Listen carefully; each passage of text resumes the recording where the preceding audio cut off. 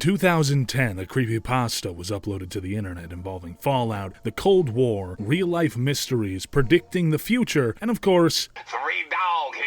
This creepypasta was, of course, Fallout 3 Number Station. And, well, it took hold pretty fast and strong, moving from just a creepypasta and into the territory of an urban legend. What such macabre, tall tales could have captivated the players of the hit RPG series to the point where many of them actually took stock in the ideas put forth, being true to reality? Well, getting a bunch of dates wrong about celebrities winning awards and appeasing the wishes of Doctor Who actors. Yeah, that seemed to grip the Fallout fans with an iron fist. So terrifying. Happy Halloween, folks, unless you're watching this after October in the future, and well, to that, I'll say what I said last year, and that was, sorry, you're not allowed to watch this right now. This is a Halloween special for a reason. You gotta go watch a different video for the time being. Or, just leave this video paused until it's Halloween again. Both are equally reasonable things to do. So for this year's Halloween, I thought I'd take a look at Fallout's basically only notable creepypasta, read it for you, and talk about why it works so well despite being kinda dumb logistically, and how it really got people to question if it was real. And we'll probably talk about this thing too, so if you know what that is, stick around. So without further ado, my rendition of Fallout 3 Number Station. Fallout 3 contains several in-game radio stations. The most diverse and important is Galaxy News Radio. Many players of the evil persuasion know that you can kill 3Dog, the station's host, and he will be replaced by his technician, Margaret. She is not a charismatic person and has very little to say, seemingly not enjoying her new announcing duties. She also never appears in person and therefore cannot be killed. Once 3Dog is dead, you're stuck with Margaret. What most players do not know is that under certain circumstances, GNR will become a numbers station. A numbers station is one that broadcasts an unusual coded message. Many of these exist in real life. Some hypothesize they are a nuclear retaliation control network. You can check Wikipedia for more information about these odd broadcasts as they relate to the real world. No one is really sure which actions are needed to hear the numbers station in Fallout 3. It appears that you must kill 3Dog. It also appears that you have to skip over the quest Galaxy News Radio, where you help boost the station's signal so that it can be broadcasted further than just the immediate DC area. This is easy enough to do with either a speech check or by using the Fallout wiki to look up where to go next and advance the plot. Finally, you definitely have to destroy Raven Rock. This is the actual trigger to turn GNR into a numbers station, and will remain such for the rest of the game. However, the vast majority of players who perform these 3 actions still continue to hear the standard GNR broadcasts, so there must be several more requirements the community has yet to isolate. If you're lucky enough to have hit upon the right set of circumstances just after destroying Raven Rock, you will get the message radio signal lost, and a few seconds later, radio signal found. You cannot, however, actually listen to GNR just yet because you didn't boost the signal and are out of the range of the broadcast at the exit of Raven Rock. Luckily, Raven Rock is situated in the mountains near one of the few places outside of DC that you can get high enough to catch the signal. So far, the confirmed locations to hear the GNR numbers signal are 1. Within the immediate DC area, obviously this is true for the regular GNR throughout the game. 2. At the top of the Ferris wheel at Point Lookout. 3. On the tops of some of the SATCOM arrays you can climb in the northwest area of the map. 4. On the roof of Tenpenny Tower, though this may be within normal broadcast range anyway. Feel free to playtest and get back to me on this. 5. On the highest point of the broken bridge around Aerith. Again, maybe within broadcast range anyway. 6. On some of the highest points of the mountaintops in the area near Raven Rock. This is obviously your easiest chance to first listen to the numbers station. When you tune in, you will hear an old, familiar voice, 3Dog, despite the fact that you killed him earlier. However, you will quickly notice that he does not seem to be in character, so I guess it's not technically 3Dog, but the voice actor, Eric Dellums. He reads a series of numbers in a monotone, depressed-sounding voice. He always recites a list of single digits between 9 and 12 characters long. For example, 93791720034. He never uses a multi-digit code like 11 or 40. These numbers are followed by widely varying lengths of Morse code. This is then followed by the song I Don't Want to Set the World on Fire. All the other music tracks seem to be inactive at the numbers station. The Morse code was the easiest part of the mystery to crack, as it is widely available and many people actually know it off by heart. We quickly had a list of a great number of messages in English. Some sounded completely mundane and even comical, such as "wash the car today, maybe Chinese for dinner." Or have you watched my YouTube video yet? I uploaded myself kicking bums in the nuts. You may be saying, but wait, YouTube doesn't exist in the Fallout universe, and you are right. As far as we could tell, all of the messages sounded like they were based in our reality, somewhere near present day. Some of the messages are quite sinister. For example, the Queen has died today. The world mourns as on days like these we are all Brits. Or, I can't believe they've actually done it. Not long left. The noise. I can't take the noise anymore. I have a pistol in the attic. Just recently, a player on the wiki forum noticed something that brought light to the meaning of the messages. He was reading a thread that collected all the known ones, transposed from Morse to English, and saw the line 12055282010. What are you talking about? You'll be missed. He discovered this referred to the recent death of Gary Coleman, and then quickly realized the numbers were irrelevant to the date and time it occurred. He immediately scanned through the messages to try and find more examples of this apparent future telling by the game that was more than a year old. The next message he read shocked him and pushed him to enlist the aid of others to decipher the codes. It was 945420210. Accident in the Gulf, several dead, oil spill apparently averted.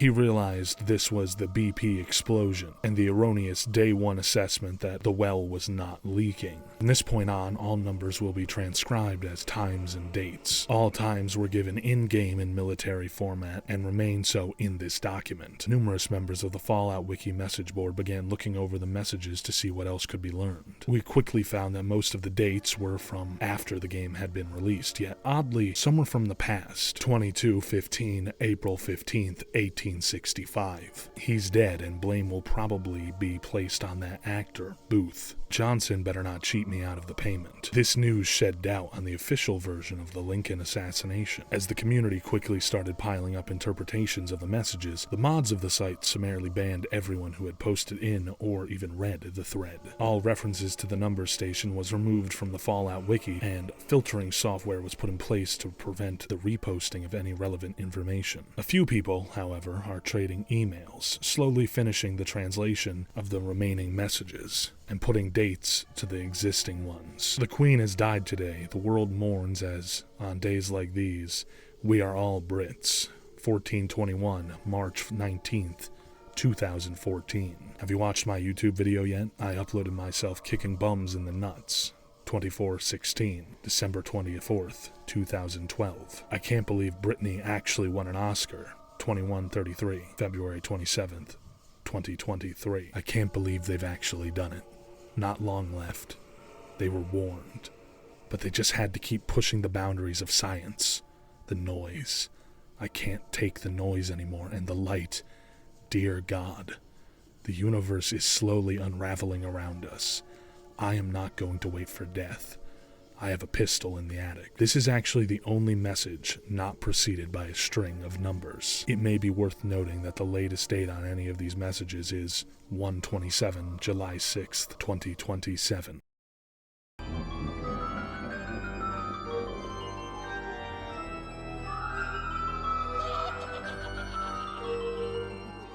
So, how was it? Good? Thank you.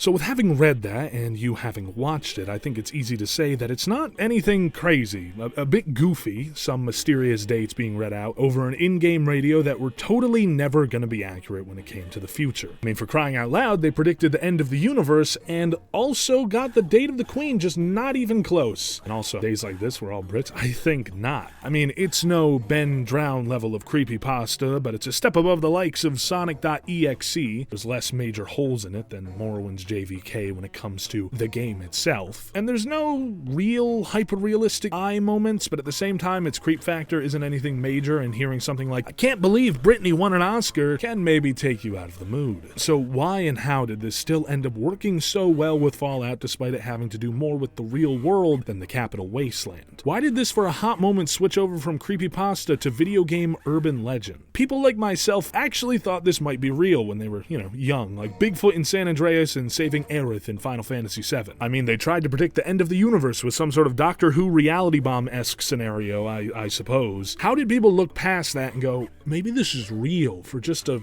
small moment in time? That's because it just works so well in premise with Fallout. See, as I'm sure you've heard before, number stations were real, and well, still are, I guess. Number stations are radio frequencies that are believed to play out encoded messages for governments and militaries for their more cloak and dagger operations. Number stations have existed as long as radio has been in wide use, really spanning back to World War I. But the number station golden age, so to speak, was during the Cold War, which makes sense for obvious reasons, what with everything that was happening at the time. Number stations are all but confirmed to be related to espionage when the US government accused Cuba of using a number station for, well, espionage, which would have demystified much, if not all, of what we know about them, but the only issue is number stations are still kicking. They still crop up around the world from time to time for unknown reasons. It's a little off-putting because you think the world would have moved on from conducting its espionage via open radio frequencies, but apparently not. Or maybe these radio stations are for something else. Ooh, very scary. But I'm not insane, so this video won't fall into some weird conspiracy. Worry not. And to top all that off, the number stations are just creepy sounding. I mean, listen to this example.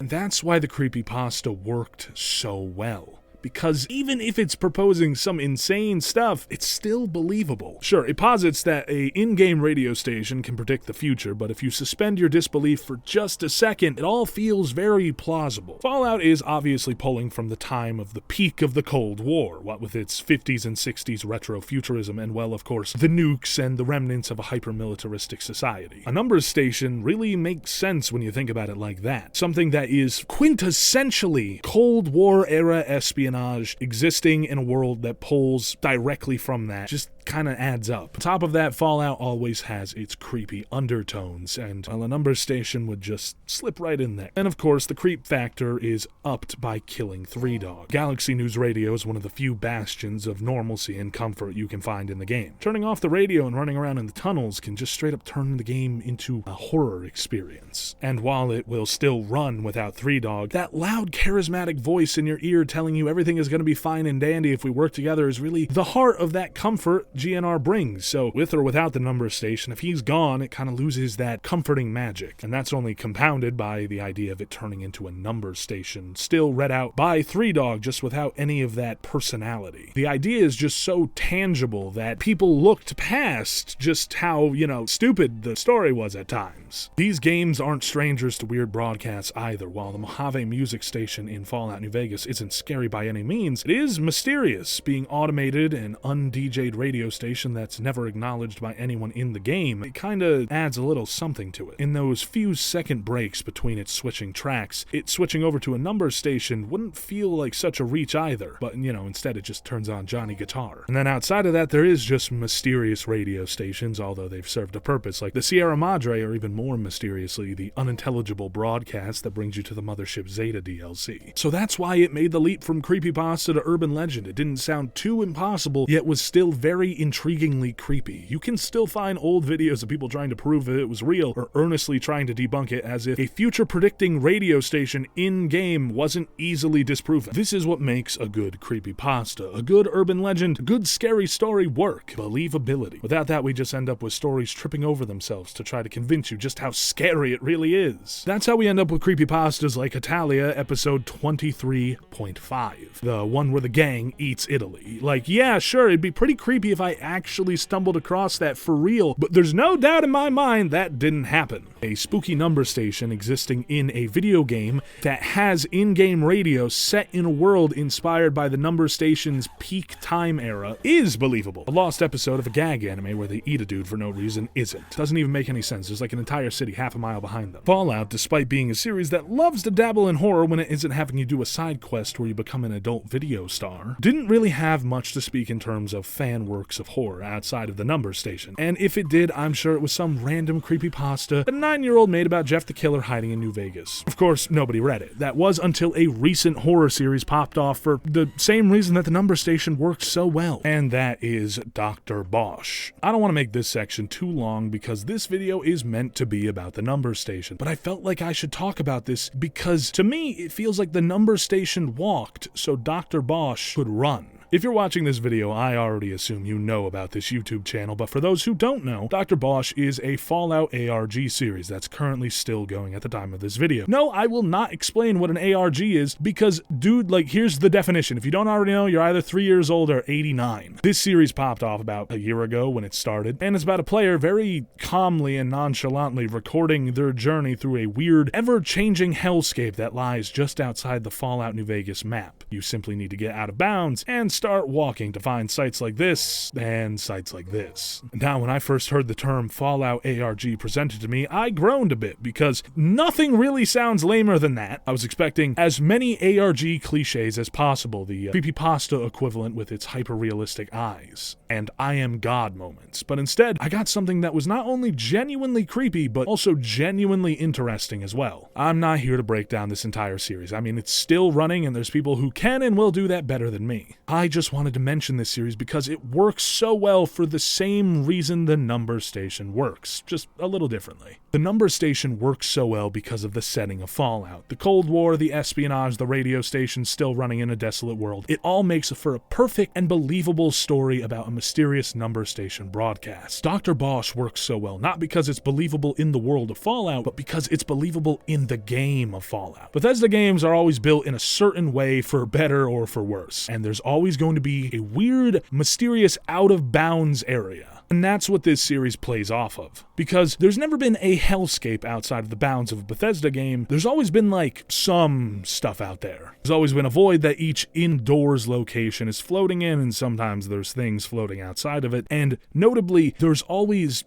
stuff outside the map. And a big stuff outside the map sort of situation is something like unloaded Skyrim. In Skyrim, all the big cities are walled and are loaded into their own world, and obviously because it's a city, you get to see peaks of the outside world despite, there being walls around you. But this being a Bethesda game, it's not hard to get outside of these walled cities, and outside of them is a weird, completely there, but completely unfinished map of Skyrim, filled with weird LOD models, strange stretched textures, and weird terrain. Further outside the map, we can find more famous hidden stuff, like a chunk of the White Gold Tower from Oblivion, and a completely empty, but still there, Vardenfell from Morrowind. If you keep going even further, shit just gets weirder and weirder and weirder out there. This kind of stuff can be found basically in every Bethesda game, and that's where Dr. Bosch comes in and takes the general knowledge that the fanbase has of what's outside of the game and turns it into a really effective setting for horror. Just like how the number station took what the fans knew about the setting of Fallout and turned it into a very effective, creepy story, this did the same. Hell, if I was a real small kid again, I might accidentally fall for Dr. Bosch and think that there's actually a hell dimension just outside of Mojave. I mean, I fell for the number station, didn't I? I even tried to prove that it was real. I never wanted to kill Three Dog permanently because I loved him. So I'd save, kill him, and then continue playing the game for a little bit, hoping that the radio would inevitably turn into the number station, but it didn't, and instead it just kept playing I'm Tickled Pink, so I'd have to reload the save. Something I want to note is the use of the radio in Dr. Bosch's videos. These aren't literally number station, but I think the general underlying idea and vibe is similar enough. After all, number stations don't technically have to use numbers, and sometimes they'd use both. They'd often just play other reoccurring sounds. Like in this very famous recording of a number station that I have right here,